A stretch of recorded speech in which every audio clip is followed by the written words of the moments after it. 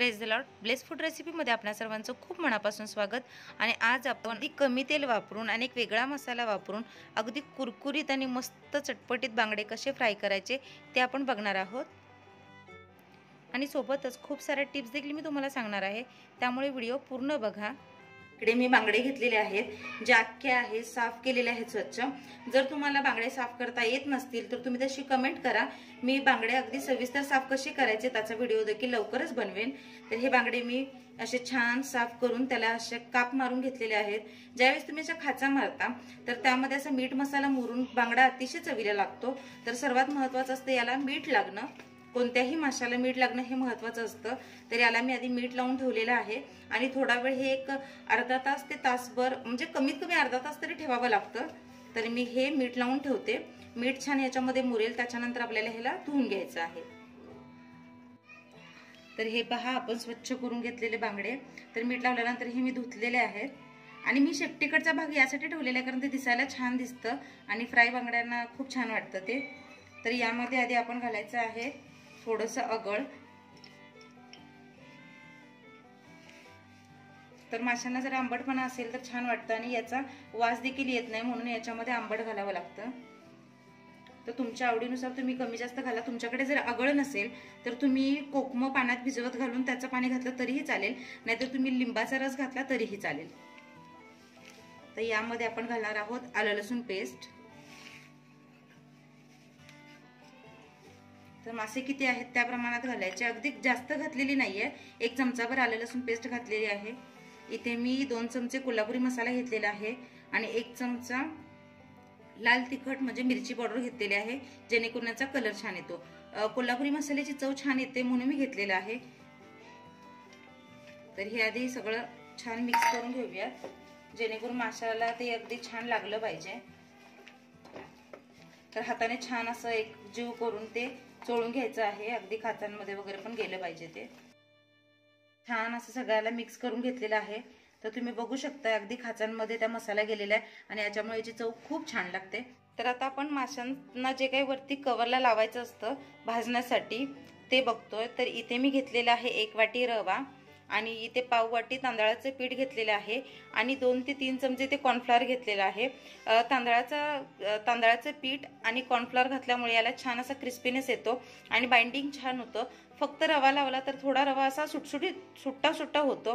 जर हे आपण 3 असं छान कंबाईन केलं तर वरचं कोटिंग जे आहे ते मस्त क्रिस्पी आणि छान होतं असं. आणि यामध्ये मी 1 चमचा गरम मसाला घेतलेला आहे, चवीनुसार मीठ, थोडीशी हळद. इकडे मी 1 चमचा मिरची पावडर घेतलेली आहे आणि इकडे कोल्हापुरी मसाला, जेणेकरून याला चव अशी छान लागेल. तर तुम्ही फक्त रव्यामध्ये भाजलं तरीही चालेल, फक्त तांदळाच्या पिठामध्ये भाजलं तरीही चालेल, फक्त कॉर्नफ्लॉवर लावलं तरीही चालेल. तर मी इथे सगळं हे मिक्स करून घेते आणि छान असं एकजीव आधी आपण हे सुक्क असं पीठ तयार करून घेऊयात. तर हे छान असं मिक्स करून घ्यायचं आहे, जेणेकरून सगळ्या पिठाला मीठ मसाला छान लागला पाहिजे. एकदा मी सांगितलेल्या पद्धतीने नक्की मासे ट्राय करून बघा, तुम्हाला नक्की आवडतील आणि एकदम कुरकुरीत आणि क्रिस्पी असे तुमचे मासे होतील.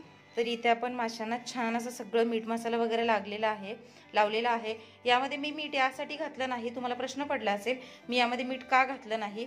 तर आपण आधीच मिठामध्ये मासे मुरत ठेवले होते, त्यामुळे त्यांना पुरेसं असं मीठ लागलेलं असतं. वरून मीठ टाकायची गरज नाही आणि वरतून मसाला वगैरे घातलेला आहे, त्यामुळे त्याच्यामध्ये मिठाची जास्त गरज नाही. तुम्हाला असं वाटलं की तुमचा मसाला फिक्का फिक्का वाटतोय किंवा तुम्ही पटकन असं 1-5-10 मिनिटात मीठ लावून ठेवून लगेच केलं असेल तर थोडं तुम्ही मीठ वरतून टाकू शकता. आणि इकडे आपण हे सुक्क पीठ देखील तयार झालेलं आहे. तर यामध्ये असा हा मासा घोळवून घ्यायचा आहे छान.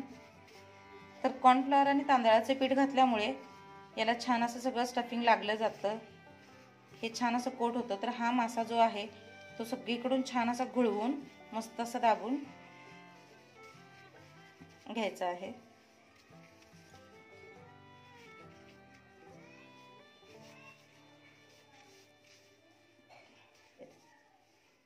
तर हे पहा, अशा प्रकारे मी सगळ्या माशांना छान असं कोट करून घेते किंवा रवा लावून घेते आणि नंतर आपण तो भाजूयात. इथे मी एक पॅन ठेवलेला आहे आणि पॅनमध्ये 1 2 ते 3 चमचे तेल टाकलेलं आहे. तर इकडे मी शॅलो फ्राय करत आहे मासे. तर तुम्ही हवं तर डीप फ्राय देखील करू शकता, पण डीप फ्राय केल्यानंतर ते तेल आपण परत परत वापरू शकत नाही, कारण माशांना एक वास असतो आणि तो वास त्या तेलामध्ये उतरतो. तर त्यापेक्षा तुम्ही जर असं शॅलो फ्राय केलं तर आरोग्याच्या दृष्टीने देखील ते छान आहे आणि तुमचं तेल देखील मग खराब होत नाही. तर इथे तेल आपलं छान तापू द्यायचं आहे आणि अशा प्रकारे ज्यावेळेस तुम्ही बांगडे फ्राय करता ते खूप छान लागतात. त्याला पेस्ट वगैरे लावल्यामुळे एक चव वेगळी येते. तर हे तेल छान असं पसरून घ्यायचं. तर नॉनस्टिक पॅनमुळे काय होतं की तेल आपल्याला कमी लागतं आणि बांगडे चिकटून बसणार नाहीत त्याला.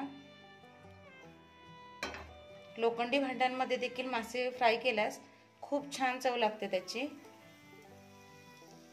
आणि वास देखील येत नाही.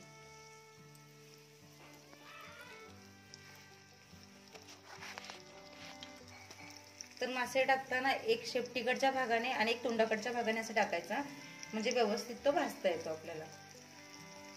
तर हे पहा. तर या छोट्या छोट्या कुकिंगच्या टिप्स असतात ज्या आपण फॉलो केल्या तर स्वयंपाक करणं सोपं होतं, सोयीस्कर होतं.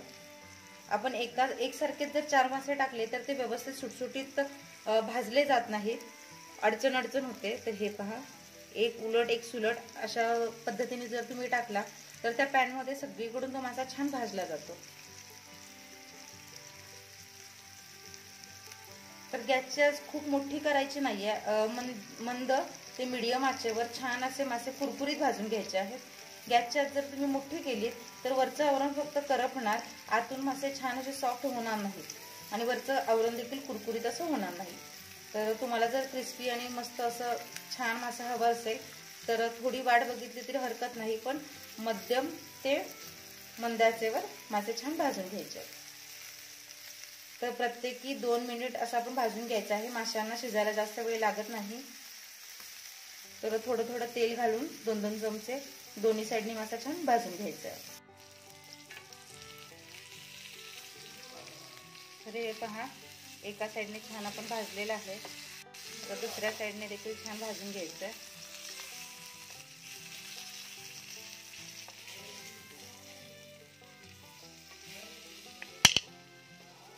तर हे पहा, मस्त आवरण असं कुरकुरीत भाजलेलं आहे. दोन्ही साईडने छान भाजून घ्यायचं आहे. दोन्ही साईडने छान मासे भाजून झालेले आहेत. आशा आहे तुम्हाला रेसिपी नक्की आवडली असेल. अशा पद्धतीने नक्की ट्राय करून बघा आणि चॅनलला लाईक करा, शेअर करा, सबस्क्राईब करा आणि महत्त्वाचं म्हणजे घंटी वाजवायला विसरू नका. भेटूया नव्या रेसिपीसह पुढच्या व्हिडिओमध्ये. तोपर्यंत स्वस्त रहा, मस्त खा आणि माझे व्हिडिओ बघत रहा.